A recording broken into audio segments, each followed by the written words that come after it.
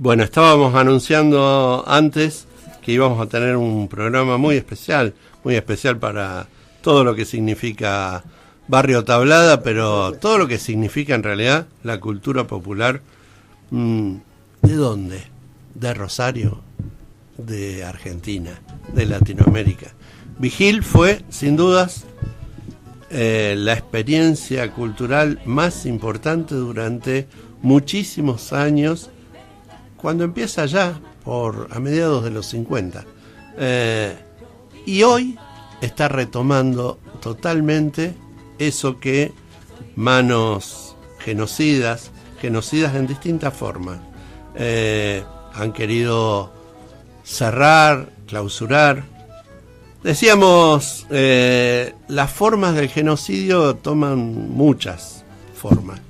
La forma de aquello que tiene que ver con apropiarse de las riquezas económicas generadas autogestivamente, las formas de lo que tiene que ver con la vida de tantos y tantas que habitaron ahí en este espacio de cultura de Gaboto 450, y la forma que toma algo que es cercenar a la comunidad en su conjunto, lo que se llama genocidio cultural. Estamos con Augusto Duri y estamos con Albino Serpi, alguien que miren si nos puede enseñar en radio. Buen día. Buenos días. Buenos días. ¿Cómo estás, Albino? Bien. Vos sí que nos podés enseñar mucho No, yo aprendo siempre la radio. Además, ustedes tienen al señor, no lo conozco mucho, pero tienen a Nocetti, que es un maestro y nos llena de música nuestra, que siempre lo que cultivó la biblioteca es la música popular argentina, ¿no?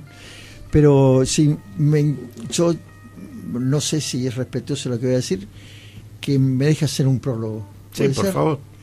Y yo digo en este prólogo que la más inmediata cura, después de todo lo que vos dijiste, en cuanto a lo malo que ha ocurrido, y yo digo que la más inmediata cura para las heridas es la poesía.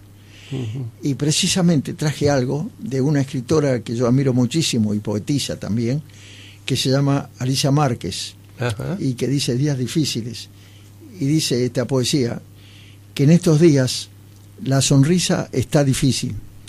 Uno agarra y se la pone a la mañana para que los hijos vean que uno está entero, pero cuesta. La sonrisa es un arte en estos días, un arte para sobrevivir, para que sobrevivan los demás, para saber que todavía se puede mirar el cielo sin estremecerse. La sonrisa es la manera de decirle a la vida, acá estamos, mira, acá estamos, y acá estamos.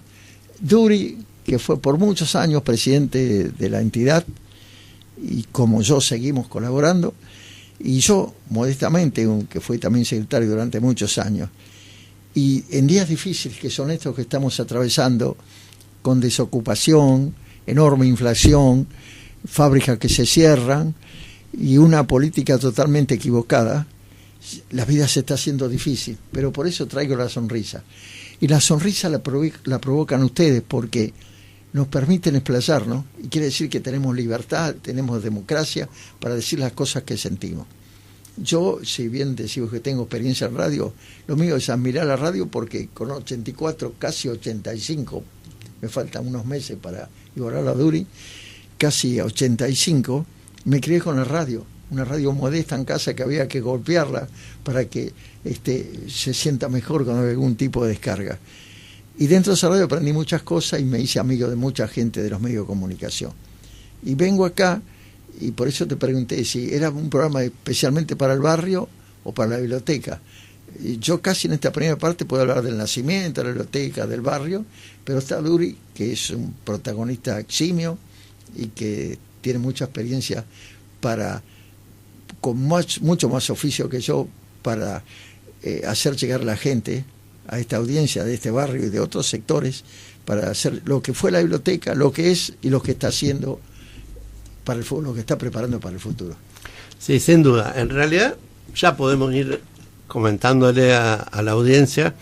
Este va a ser el primer programa de algo que va a tener, no sabemos si 2, 3 partes, porque en realidad, ¿cómo podríamos sintetizar todo lo que tienen estas dos personalidades enormes de Albino y de Augusto, y que en realidad no tiene que ver con ellos, porque ellos lo primero que remarcan siempre es todo lo que se hizo en La Vigil es colectivo. O sea, en realidad sí, ellos son portavoces de algo que fue algo que empezó hace muchos años. ¿Empezó en qué año? Y esto empezó con una subcomisión de la sociedad vecinal del barrio, en aquel entonces Tablada y Villa Manolita.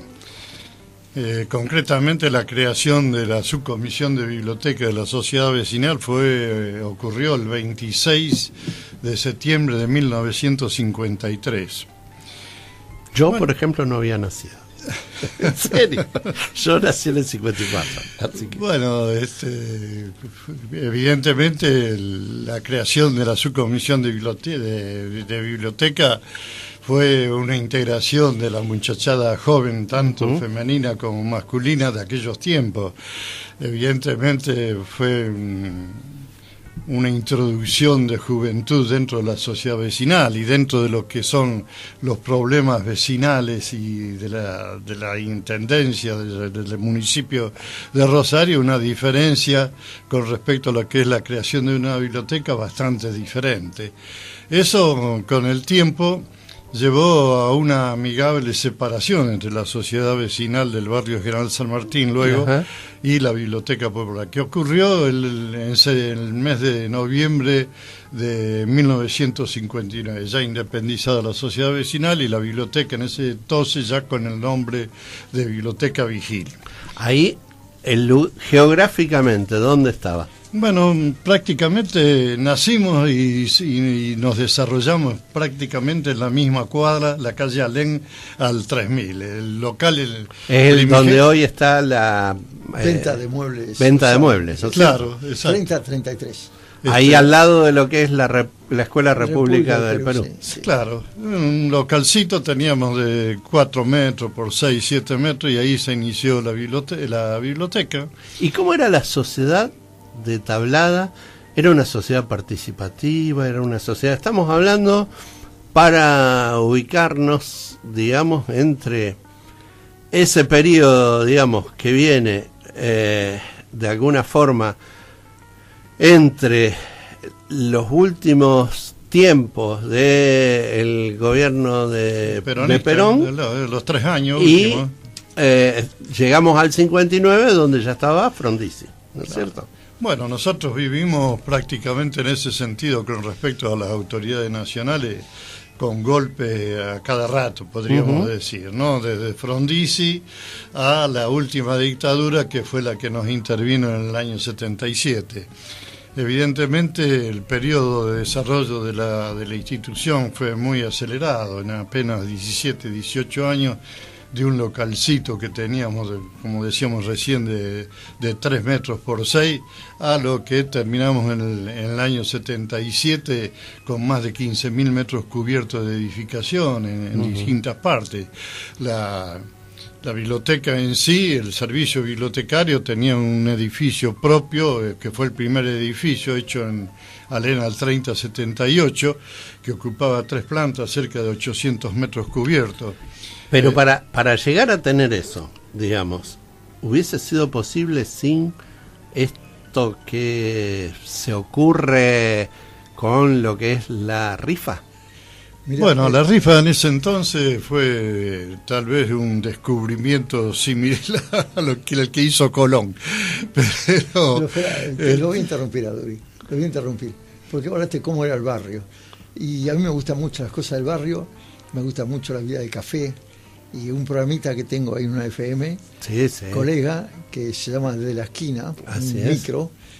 ¿Por qué De la Esquina? Porque... ¿Cuántos años hace que tenés ese programa? No, hace 10 años. No hace un programa, sino un micro dentro del programa de Hugo de Cruz, que va a cumplir 60 años continuados en la radiofonía y en la televisión. Pero te digo cómo era nuestro barrio. Yo vivía en Amenábar al 300, frente a una vecinal, la vecinal Tablada y Calzada.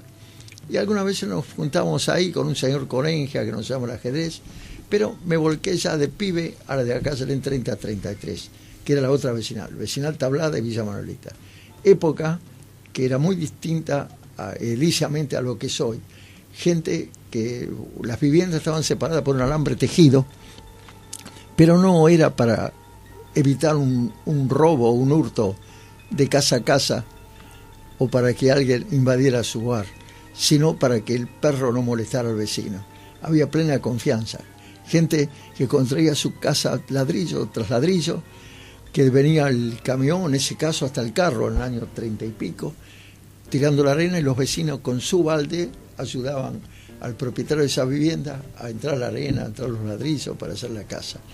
Gente acostumbrada al fogón, después el brasero, primero el brasero, después el fogón, y con el tiempo la cocina con un gas licuado en tubos, pero todo eso lo fue incorporando después la biblioteca en la rifa. Así que la rifa, antes que empiece Duri, porque él es protagonista grande de la evolución y casi diríamos que el inventor de la rifa, que no eran rifas, para nosotros eran bonos, bonos de colaboración. Porque empezamos nosotros en esa subcomisión de pibes a hacer una rifa. Había un chico, Víctor Abacia, que era tapicero, encontró un sillón tirado por ahí no había control de residuos, tirado en la calle, dice: lo voy a arreglar, lo voy a retapizar, lo vamos a poner de premio. El otro premio era un barco que hacía el señor Corenja, que tenía una fábrica de marcos de esa época en la Cortá Mateo, ahí frente a la vecinal, y que además era una fuente de trabajo para los chicos del barrio, y que los insertaba en la sociedad a trabajar, a buscar un porvenir. Y una foto de Scheno, donde se iban a sacar fotos los novios o el muchacho de servicio militar, que le dábamos el vale. Esos eran los primeros premios. Después empezamos con la moto, lo que fuera. Pero, ¿qué pasa? Duri se incorporó prácticamente el comienzo del 56. Recuerdo que estábamos haciendo él en un lugar y yo en otro, el servicio militar, y con Ullán, que fue un presidente de esa subcomisión, íbamos caminando por la Vuelta del Perro, que es la calle San Martín, y en lo que hoy es un templo evangélico estaba el Cine América, sí, y al lado la pizzería Marchegiani. Y ahí paradito estaba Duri, y yo lo conocía del barrio, de algún picadito al lado de la vía, en el terreno, y bueno, nos saludamos, y estábamos esperando la baja. Ese año fue muy dilatada la baja, salimos como en marzo del 56. Y quedó la promesa de cuando él termine el servicio militar y yo también salí de baja, que nos íbamos a encontrar, porque él tenía que incorporarse a nuestra biblioteca. Y ahí surgió Duri, y ahí empezó la idea de la gran rifa y en cuota y revolución todo. Por eso le interrumpí, para darle pie, porque es modesto, dice que hicimos, pero el creador de la rifa en cuotas y con esos premios grandes, cubriendo la necesidad de la gente, que de brasero se convirtió en la cocina que no tenía, en la moto, después en la autita que no había, y después infinidad de coches como los Torinos, lo que fue. Porque dentro de las miles de anécdotas que es necesario contar de la Vigil, tal vez una de las cuestiones más trascendentes es que la Vigil se hizo sola, quiero decir. No había un Estado atrás, no había un espacio que estuviese, sino que fue inventiva colectiva. A ver, ¿cómo fue esa historia? No, tuvimos la enorme suerte de que las rifas en ese entonces no eran un trabajo o una idea amplia como luego fueron toda una serie de rifas que a su vez mantuvieron otro tipo de instituciones. En ese entonces la primera rifa nuestra fue vendida en una empresa que ya no existe más, que eran los talleres del Ministerio de Obras Públicas. Sí, sí. Varios de los integrantes de la comisión directiva éramos aprendices que habíamos salido de esa escuela del Ministerio de Obras Públicas, y prácticamente la primera rifa ahí estaban los afiliados a ATE, ¿no? Claro, ahí son trabajadores del Estado. Claro.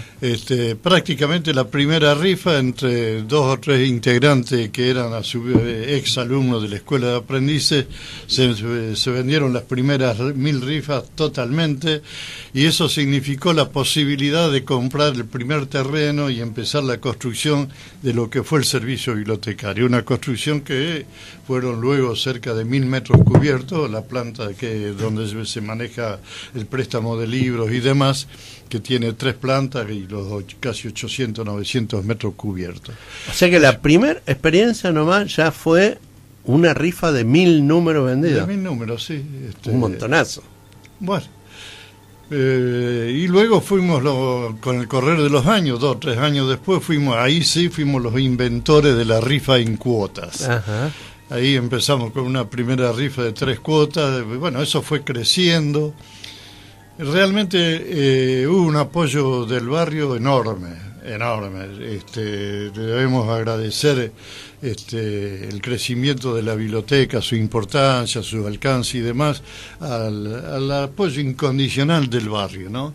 Yo atribuyo ese apoyo del barrio a que estuvimos viviendo una época de golpes militares. Cada 2 o 3 años teníamos un golpe militar, y bueno, la conciencia del barrio era no a favor de esos golpes militares, y tuvimos el apoyo ahí incondicional. Hay un ejemplo, por decirlo, por ejemplo, llegar a cubrir el techo de la primera biblioteca, que había que bajar 3 camiones de escombro para poder cerrar el techo de ese edificio.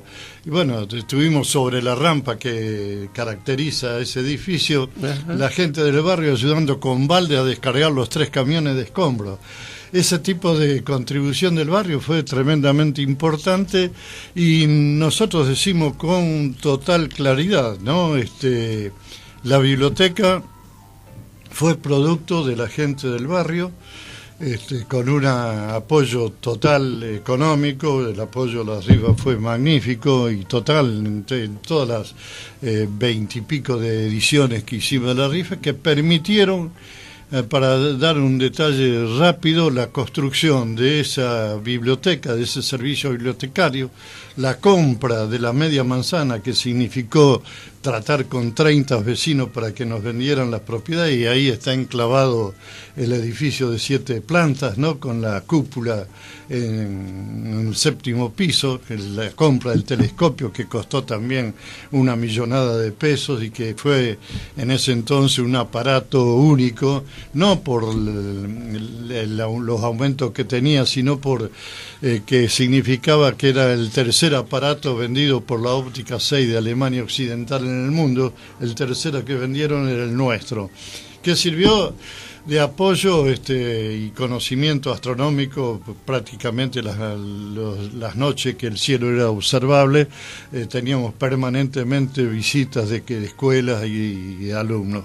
Pero había otro detalle en el observatorio astronómico, que tenía toda una aparatología para los estudios de las manchas solares, y eso tiene una particularidad. Por ejemplo, la aparición de las manchas solares que son visibles en el hemisferio sur no son visibles en el hemisferio norte. Uh-huh. Y eso nos permitió una vinculación con el Observatorio Astronómico de Estados Unidos, Alemania, Rusia, Checoslovaquia, y hubo un intercambio astronómico muy importante, y también una bibliografía sobre ese tema en particular, que destacaba la biblioteca en esos aspectos, ¿verdad?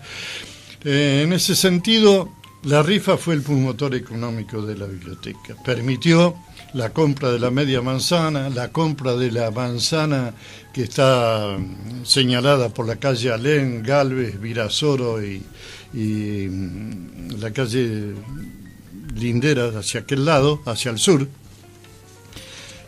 donde ahí se construyeron primeramente el jardín de infantes, en lo que eran las instalaciones de Talleres Belgrano. Porque acá no había jardín de infantes en el barrio. No había, eso fue una de nuestras preocupaciones. Por ejemplo, todo el proceso educativo de la biblioteca, que arranca en el jardín de infantes y termina en la escuela secundaria. Ajá. Primeramente fue en el año 60 el jardín de infantes, no había un jardín de infantes en toda la zona. Uh-huh. Y la segunda creación en el año 70 fue la escuela secundaria, que tampoco había en la zona escuela secundaria. Quedó en el medio la escuela primaria, que fue un objetivo que se cumplimentó en el año 72. Así que teníamos el ciclo completo desde los 3 años en el jardín de infantes hasta la salida de los chicos del secundario.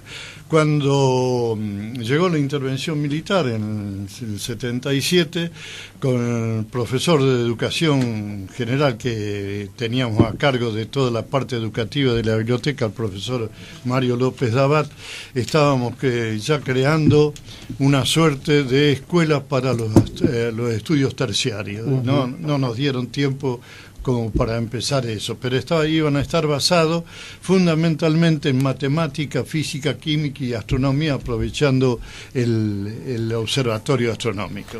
De alguna forma, Vigil, en todo su recorrido, toda su construcción, culturalmente significó algo así como un poder popular paralelo a lo que venía implementándose desde lo oficial en todos esos tiempos. Sí, yo no diría un poder popular, ¿no? Para no afectar ciertas situaciones. Pero realmente en aquella época, por ejemplo, la doble escolaridad, que cuesta trabajo hoy implementarla, la teníamos nosotros aplicada no solamente a la escuela secundaria, sino también a la escuela primaria. Los chicos de la escuela primaria almorzaban en el comedor de la escuela primaria, lo mismo que en la escuela secundaria. Luego, por supuesto, todas esas vinculaciones permitió la creación de lo que hoy se llaman los maestros tutores, los maestros que siguen a aquellos alumnos con algunas dificultades para el aprendizaje, los apoyan en ese sentido. Ese tipo de formadores de oficio, formatorio, ya en aquel entonces, 50 años atrás, lo teníamos aplicado nosotros tanto en la escuela primaria como en la secundaria. Realmente fue una experiencia notable. Todo el proceso educativo de la biblioteca, que culminó también ya con la creación a fines del año 63, principio del 64, con lo que nosotros llamamos la Universidad Popular. Claro. Que allí se dictaban materias que, para todas aquellas personas que tenían alguna inclinación por alguna actividad, por algún tipo de educación o de conocimiento, por ejemplo, en el caso de la astronomía, aprovechamos el observatorio astronómico para impartir clases de astronomía, tener la expresión creadora infantil, los cursos de ajedrez, los cursos de pintura, la escuela de música. En la escuela de música, por ejemplo, teníamos 5 pianos y los chicos del barrio, con posibilidades de su familia muy paupérrima totalmente, venían a practicar en los pianos de la biblioteca. Allí hay una experiencia cuando nos intervinieron de un célebre contador, porque de ahí se justificaba el término que después se aplicó, que el golpe de Estado fue cívico-militar. Un contador me expresó ahí a voz batiente de que el negrito que quisiera aprender piano, que se lo compre. Claro. Expresiones que calificaban lo que luego se hizo, ¿no es cierto? Una cuestión clasista totalmente. Y Albino, en el barrio... Para reforzar lo que dijo Duris, por eso quise que vino Duris, porque tiene mucha propiedad para decirlo, además fue un eje dentro de la institución. Pero esto está referido a la educación, precisamente, que la educación en las escuelas de la institución, de la Biblioteca Vigil, siempre fue concebida bajo los criterios y valores de la educación permanente, popular, gratuita, laica, científica, asistencial, racional y enriquecida por la doble escolaridad. Pero que se aclare bien eso, que siempre fue gratuita, laica, científica, asistencial y racional. Cuando estuvo de visita Silvestre Beni en la biblioteca, una de las tantas visitas oficiales que tuvimos en época de la democracia, en un reportaje que le hicieron frente a los micrófonos que estaban trabajando en vivo en la biblioteca, dijo que él pretendía o iba a imponer o iba a proponer que el sistema que tenía de educación la Biblioteca Vigil se aplicara en toda la provincia. Y es lo que relató Turio, una educación distinta, donde los chicos estuvieron libremente estudiando. Hay algo que decía Liliana Herrero el otro día, que le llamó la atención cuando ingresó a la biblioteca como directora de curso, y le llamó la atención que los chicos estuvieran sin delantal. Y ahí quiero ofrecer algo de mi experiencia. Cuando me tocó ingresar a la escuela secundaria, mi padre, un inmigrante italiano extraordinario, hombre que es un ejemplo de vida, y lo tengo que decir por todo su sacrificio, consultó a un señor de traje y corbata que vivía vecino nuestro, que tenía mucha educación, que era gerente de una empresa, que convenía para el nene que estudiara el secundario. Dijo, tiene que ir ahora a una escuela de artes y oficios, porque está en la época de Perón y se va a imponer la industrialización del país y esas cosas. Y fue una escuela que se invirtió inmediatamente en escuela industrial. Y ahí se iba, en esa época, la mayoría de las escuelas con el traje de estudiante, con el escudito de un libro abierto y una antorcha. Y nosotros se iba pero con traje común, pero traje y corbata. Mi juventud, o mi infancia precisamente, pude conocer Mar del Plata. Mi papá era gastronómico, trabajaba en el tren de Mar del Plata, y los gastronómicos de aquella época, en una parte de ese aprendizaje o esa profesión que tenían que visitar Mar del Plata porque se ganaba mucha plata, era otro tipo de turismo, no era el turismo social que se impuso después o con la época de Perón, y se creaba una pieza, algunos dividían la pieza 4x4 en dos con una cortina, pero los hijos podían ir a Mar del Plata, y allí fui. Y ¿qué pasa? Cuando empezó el secundario, cuando empecé a trabajar en hotelería para ayudar a comprar más ladrillo para la casa, y se visitaba al final de temporada, en marzo, la liquidación de la famosa tienda de los gallegos, y ahí papá y mamá me compraban el trajecito para poder tener el traje, se obligaba en ese entonces a la escuela. Y cuando ingresé ya más tarde, porque se trabajaba un poco más de la temporada, llego ese día y todos me dijeron, qué bien que estás. Dice, Serpi, pareces una mascarita. Lo tomé como un elogio mi vestimenta.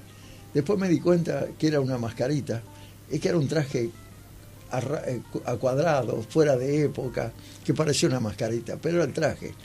Y había otros que tenían su campera de cuero o trajes más vistosos que los nuestros. Y yo, si bien había mucho compañerismo, ahí notaba no una discriminación, pero una separación. Entonces se impuso, no fue solamente idea mía, tuviéramos un uniforme, pero no la cosa rígida de corbata, sino que era un traje, un pantalón y una campera con una remera o una camisa común, que estuvieran todos iguales. No es que impusimos con esa disciplina férrea de todos en fila y todo. Por eso es que Liliana Herrero dice, no había un uniforme. No había un uniforme, pero sí había un sentido de igualdad, y donde la biblioteca nuestra venían todas las clases sociales, las del barrio, incluso algunos de afuera, motivados por ese tipo de educación especial que se impartía. Por eso, claro, lo mismo que los actos escolares no se hacían en el patio de la escuela, sino que alquilábamos el circo, las tengo, porque ¿por qué no podíamos ingresar nosotros? No para una élite. Nuestro barrio es tan importante como los del centro o lo que fuera, y el sentido de igualdad existió siempre en la biblioteca. Estamos hablando con Albino Serpi y Augusto Duri, integrantes de la comisión, de las primeras comisiones directivas de la Vigín, y además, fundamentalmente, testigos querellantes de la causa FESET 3, que enseguida vamos a ingresar un poco, ya que hasta las 11:15 vamos a estar hablando en esta primer charla con ellos, que seguramente va a tener otras. Albino se refería a Liliana Herrero. ¿Por qué la nombra a Liliana Herrero? La nombra porque en realidad Liliana Herrero era docente también en aquella época. Tenemos un audio de Liliana Herrero antes de hacer su declaración testimonial en el juicio, que los invitamos a escuchar, y después, si quieren, vamos al tema de Liliana, al tema musical de Liliana. Así es. Seguimos en Radio T. Soy Liliana Herrero, estoy en Rosario y voy a declarar dentro de unos pocos minutos en el Palacio de Justicia de Rosario por la causa FESED número 3. La declaración es por mi participación en esa institución que hice con mucho orgullo y que recuerdo como el lugar institucional en el que fui más feliz. Hace 42 años, el 25 de febrero va a ser 42 años que esto sucedió. La causa involucra a los 8 secuestrados de la comisión directiva de la Vigil. Yo tengo que declarar sobre lo que era la Vigil, en qué consistía, que era un lugar maravilloso, maravilloso, que algún día relataré largamente. Y también contar cómo entraron ese día, ese 27 de febrero de 1977, cómo entraron, cómo quemaron libros, cómo robaron todo y qué pasó con nosotros. Nosotros éramos docentes y nos aplicaron la ley de prescindibilidad y la de seguridad nacional. Ha pasado mucho tiempo, espero que la memoria no me falle. Estuve reunida, por supuesto, con las abogadas defensores nuestras, somos 6 las que vamos a testimoniar, y bueno, pude hacer rearmar un poco en mi corazón y en mi memoria lo que sucedió. Yo tenía trastocados algunos tiempos, también le pasaba a todas las otras testimoniantes. Hay muchos compañeros, sobre todo organismos de derechos humanos de Rosario, que están allí, protegiéndonos, cuidándonos. No están los represores, sí están sus abogados defensores y un jurado de 2 jueces y una jueza. Y después, también hay un momento para la prensa, digamos, un lugar para la prensa. Pero nadie puede hablar más que yo y el resto de las testimoniantes. Es una escena difícil y sobre todo porque yo no conocía, no conozco y no tengo trato directo con lo que llamaríamos la lengua judicial. Pero estoy tan convencida de lo que voy a decir y de lo que fue mi experiencia ahí cuando tenía 28, 29 años, mucho menos en realidad, que espero que esa convicción y esa fuerza me acompañe.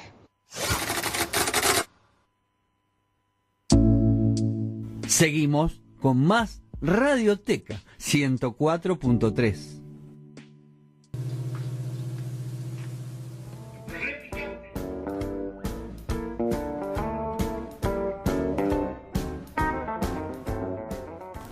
Bueno, ahí estábamos escuchando a la maravillosa negra Liliana Herrero y nosotros acá, no se imagina, es como otro programa paralelo porque no nos alcanzan los segundos para contar historias, anécdotas, tal vez, no sé si es más lindo lo que está saliendo o todo lo que queda acá en el estudio entre nosotros. Ahora vamos a escuchar a alguien que es fundamental también en toda esta historia, que es a la abogada Gabriela Durruti. Yo me confundo porque para mí es la Chueca, no hay otro nombre, digamos, es la Chueca, que va a estar comentando ella con todo el equipo de abogadas, dentro de los cuales también está alguien que queremos mucho, mucho, mucho, y que fue durante muchos años nuestra secretaria de la comisión directiva. Empezó muy jovencita, que es Julia Giordano, acá empezó en apoyo escolar y después siguió y ahí está hoy como parte del equipo de las abogadas.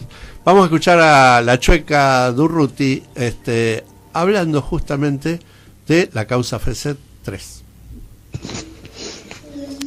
Bueno, en la causa Vigil, desde la querella intentamos que se investigue no solo los delitos económicos cometidos contra lo que fue la institución más importante a nivel pedagógico y cultural de Latinoamérica en su momento, sino también los delitos contra la vida sufridos por muchos de sus integrantes, ya sea comisión directiva, miembros asociados, docentes, alumnos, usuarios del servicio de biblioteca.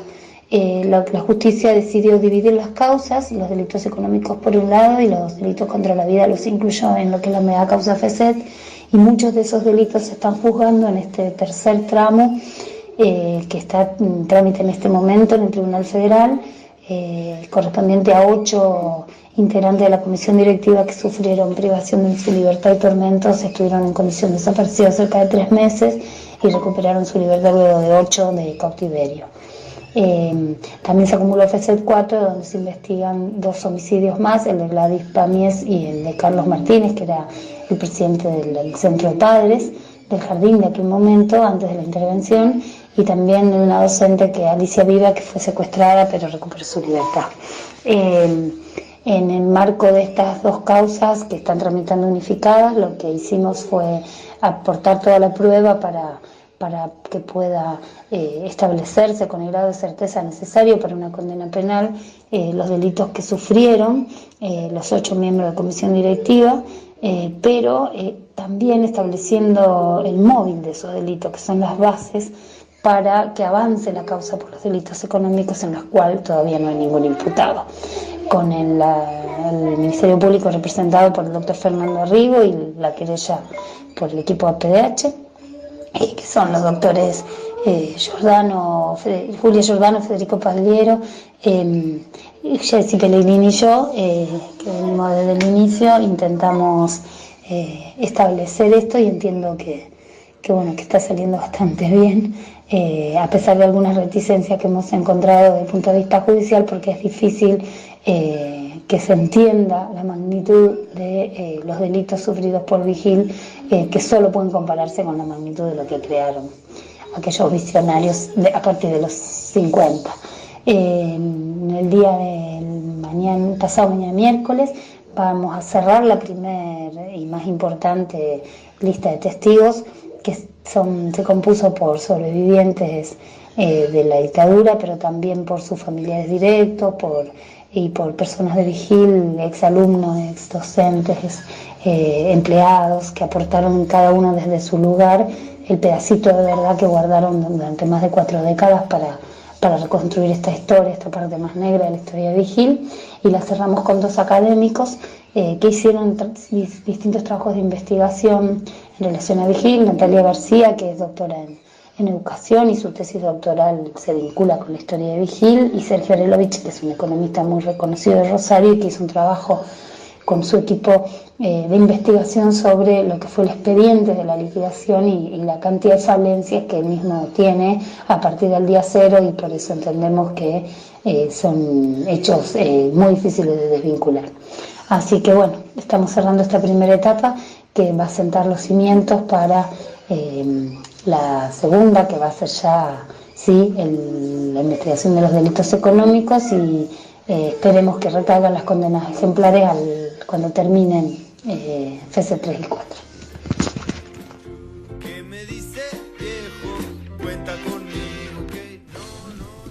Bien, ahí estábamos escuchando a Gabriela Durruti anunciando lo que ya mañana va a ser esta nueva e importante declaración que se va a estar haciendo ahí en los tribunales. 25 de febrero de 1977, en base a todo esto que venían comentando Albino, Augusto, al ver tanta participación social, popular, la dictadura militar quiso clausurar las puertas a la vida. La vida sigue y está cada vez más fuerte. Ahí estamos continuamente en contacto con los compañeros de la Biblioteca Vigil. Le mandamos un fuerte abrazo a todos ellos, Nosotros seguimos siempre muy en contacto con Sergio Gorosito, con todos los compañeros y compañeras de ahí. Y también es importante comentar esto.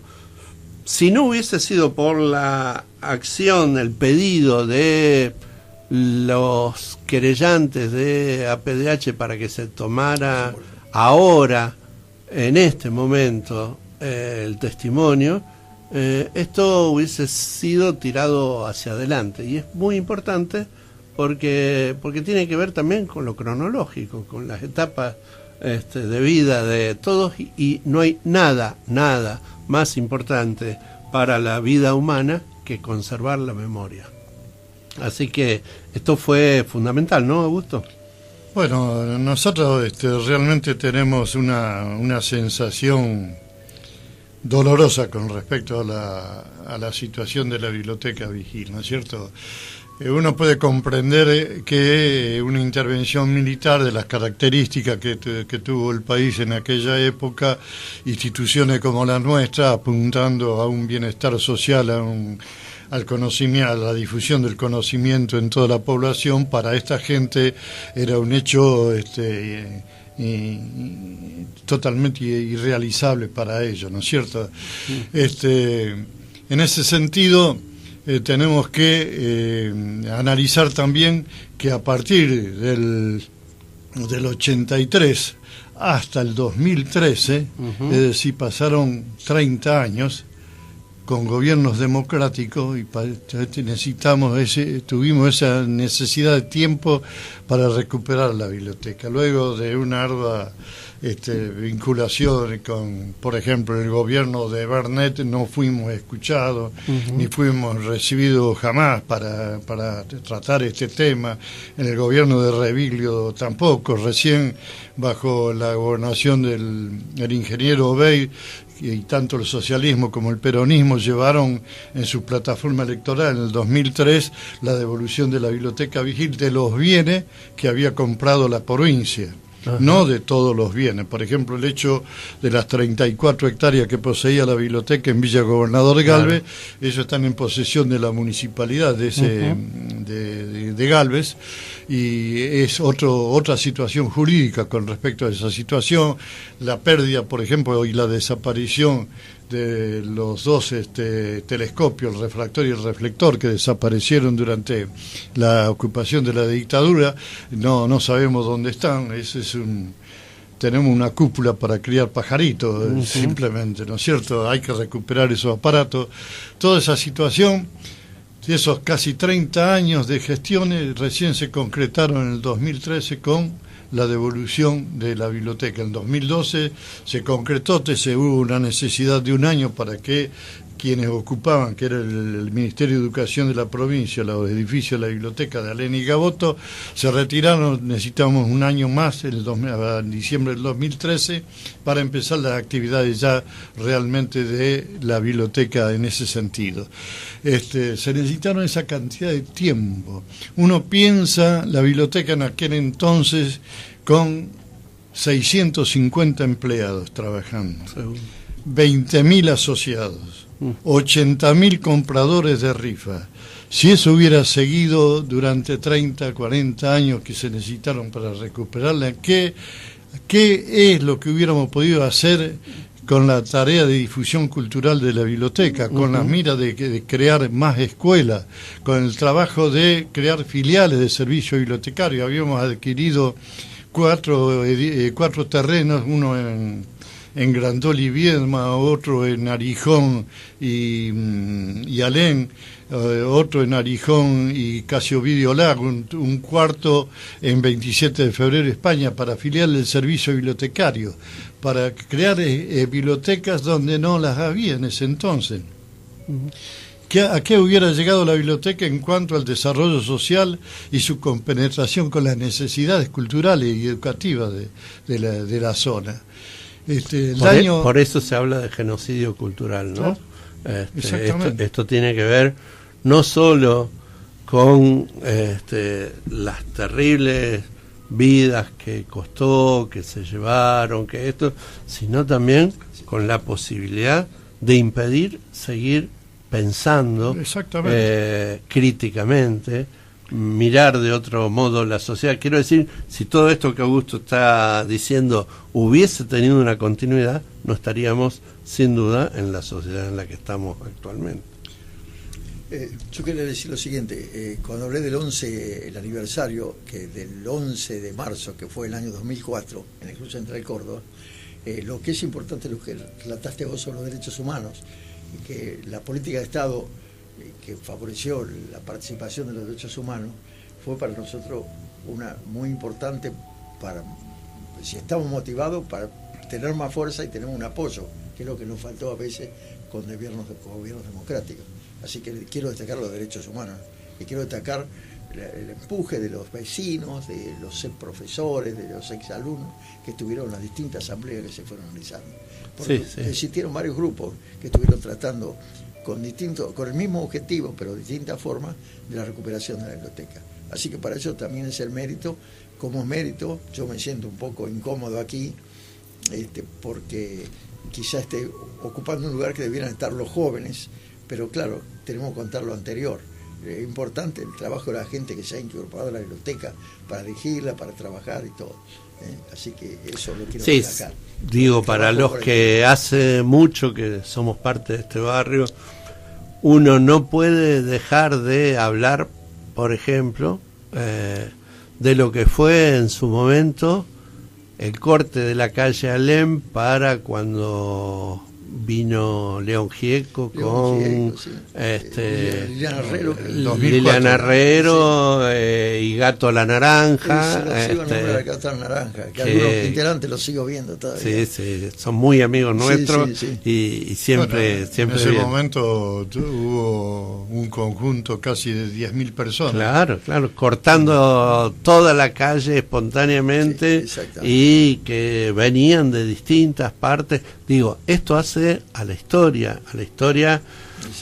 Y la historia es como es, no siempre como quisiéramos. En la historia hay enormes avances, como todo lo que hablamos del 50 y pico en adelante, y hay pérdidas, retrocesos, regresiones que, sin embargo, con mucho coraje, voluntad y todo eso, puede volver a seguir escribiéndose la historia. Pero hay un tiempo perdido.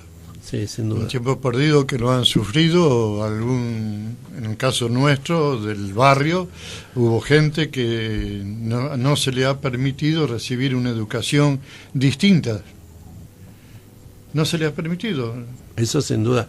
Y además, digo, hay otra cosa que no podemos de ninguna manera ni queremos dejar de mencionar. Estábamos haciendo mención cuando hablaba Gabriela hace un rato, por ejemplo, las vidas de quien fue presidente de la Comisión de Padres, la vida, digo, maestros. Nora La Rosa, por ejemplo, la hija de Goyo, Gregorio La Rosa, querido Goyo, director de la Escuela de Aprendiz del Ministerio de las Públicas, como yo y varios compañeros de la comisión directiva, hemos salido de esa escuela de aprendices. Scarabelli, Juan Carlos Caro. Porque estamos hablando, además de todo lo que atravesaron terrible los 8 miembros de la comisión directiva que fueron detenidos y después de algún momento fueron presos políticos, pero en un primer momento era una incertidumbre total ahí en el servicio de informaciones. Pero además de esos 8 hay más de, no sé cuántos, cerca de una veintena de estudiantes, docentes, socios de la Vigil que figuran en la lista de desaparecidos de la ciudad de Rosario. Como desaparecidos, totalmente. Bueno, fue una experiencia lamentable, ¿no? Esto, y también fue, vuelvo a repetir, lamentable lo que ha ocurrido, ya tomado nuevamente el periodo democrático, que no hubo los apoyos necesarios. No sé si eran por miedo o por compartir tal vez ideologías de la represión. No sabemos por qué motivo fue, pero se perdió un tiempo precioso, 30 años en ese sentido, ¿no? Es importante agregar, por la gente que quizá lo escuche por primera vez, esto de la cantidad de empleados que tuvo la biblioteca, empleados obreros, que la biblioteca tenía un departamento de construcciones. Gran parte del complejo edilicio que tiene la biblioteca está hecho por personal directo de la institución. A lo que se agregaron profesionales para dirigir la obra, por supuesto que venían más que por sus honorarios, porque les gustaba la obra de la biblioteca. Y también lo que hay que destacar, aparte de la sorpresa que causó para el barrio que tuvieran gente que estuvo trabajando por la biblioteca, el despido de los profesores. Prácticamente se deshizo toda la planta de profesores del secundario, de la primaria, donde había gente muy, muy valiosa, ¿no? Muy valiosa. Y además que quedó sin trabajo por una orden que prohibía totalmente la participación de ellos en cualquier escuela pública o privada. Parece que no pudieron trabajar por mucho tiempo hasta que se fue restableciendo la democracia que en la calle. Y además no queremos callar desde lo que es la nuestra también como Biblioteca Popular, lo que significó la acción de iconoclastía, de quema de libros, sí. Porque ¿cuántos libros llegaron a hacerse en la biblioteca? En la editorial de la biblioteca, sí. 92 libros. 92 títulos. 92 títulos. Entre ellos Juan L. Ortiz, Pedroni. Hay una colección importante que iba a tomar una característica de 8 tomos referido, por ejemplo, a la geografía, historia, costumbres, y una serie de aspectos con respecto a zonas de la biblioteca. Estaba previsto la edición de 8 tomos, de los cuales se imprimieron 2: Santa Fe, El paisaje y los hombres; Paraná, el pariente del mar. Cuando cayó la intervención, estábamos por editar el 3er libro de esa colección, que era Cuyo, una respuesta al desierto. Ya para impresión, tiraron todo, desapareció todo, por supuesto. Por ejemplo, el Museo de Ciencias Naturales que teníamos nosotros, con casi 3.000 piezas embalsamadas, jugaban al tiro al blanco con esas piezas. Teníamos un cebú, jirafa, dromedario, monos, elementos que, por ejemplo, venían circo o de los zoológicos de la zona.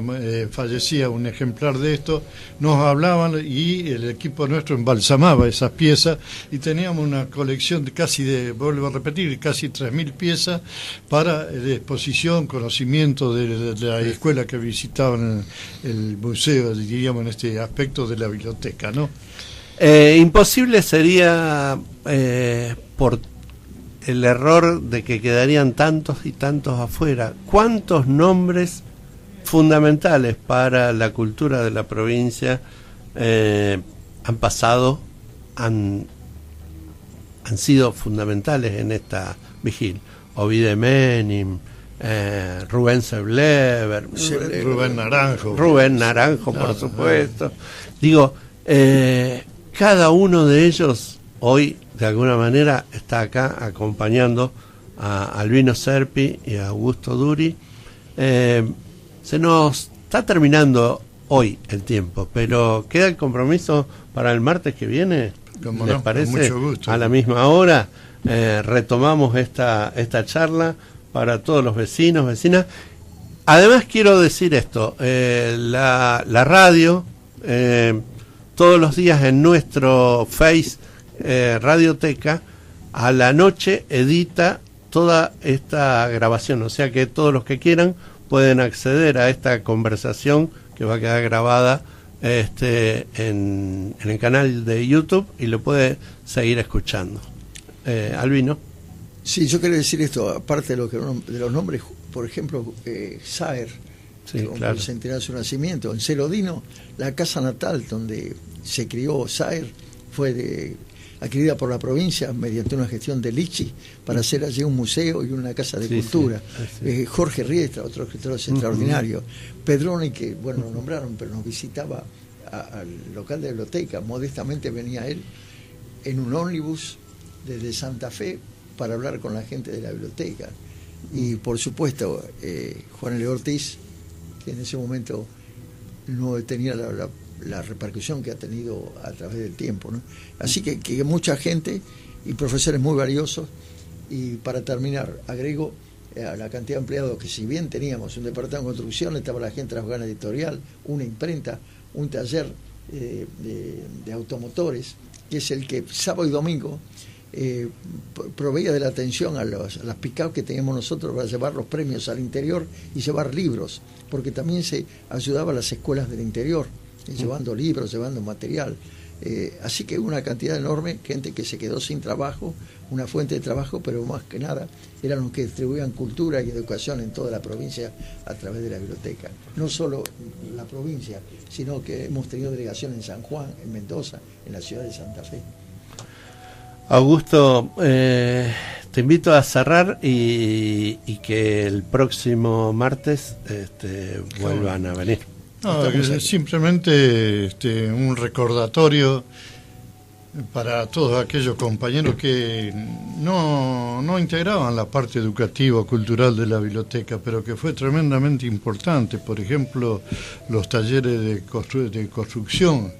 Teníamos al frente de ese equipo a un ingeniero, Dante Zeta, que fue el que hizo el viaducto Avellaneda. Ese hombre trabajaba en biblioteca y estaba, por ejemplo, el local que tenemos en calle Gaboto al 450 fue hecho exclusivamente por nuestro compañero de trabajo, dirigido por este hombre, ingeniero Dante Zeta, y los arquitectos Horacio Quiroga, Carlos Borsani, gente que en otros aspectos por fuera de la educación fueron tremendamente valiosos para la obra de la biblioteca. Muy bien. Bueno, el gustazo de estar hoy con Albino Serpi y Augusto Duri, cosa que vamos a retomar en el próximo martes a partir de las 10:15.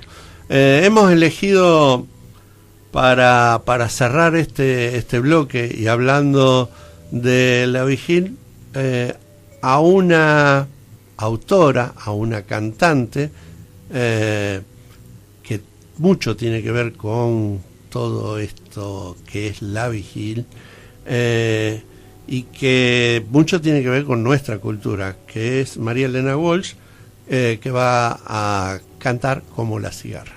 Exacto, bueno, muy importante.